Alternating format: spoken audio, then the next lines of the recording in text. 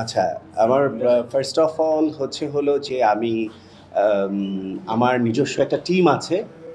যে টিমগুলো আপনারা অনেকেই জানেন ইতিমধ্যে যে টিমগুলো আমাকে এখন একেবারে হোল ডে নিয়ে তারা আমাকে তৈরি করে।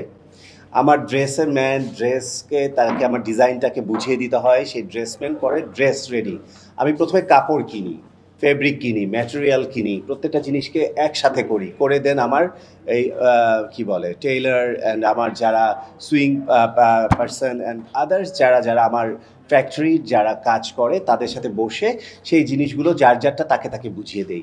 ব্লেজার একজন বানায়, শেরওয়ানি একজন বানায়, শার্ট একজন বানায়, আর এক্সপেরিমেন্টাল পোশাক আরেকজন বানায়। সো এখানে ডিফারেন্ট ডিফারেন্ট পার্সন আছে। সো সেই পার্সনগুলোকে নিয়ে আমি সেটা যাই। এটার পরে আমি হচ্ছে মেকআপ পার্সন। তো মেকআপে আমাকে রেগুলার এখন আমি ম্যাক্সিমামই মাসুদ খান বিউটি জোন থেকে রেডি হই। সেখানে কর্ণধার মাসুদ আমাকে খুব বুঝে ফেলেছে, খুব যত্নের সাথে সে আমাকে রেডি করে।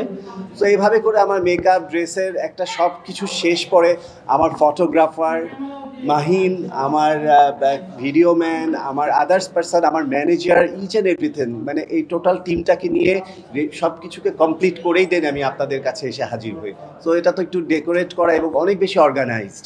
সো এটা হচ্ছে সবার প্রথম এবং প্রধান শপিং মল, মানে কেনাকাটার একটি কেন্দ্র। সো এগুলোকে ডিনাই করা যাবে না, কোনো কিছুকে ছোট করা যাবে না।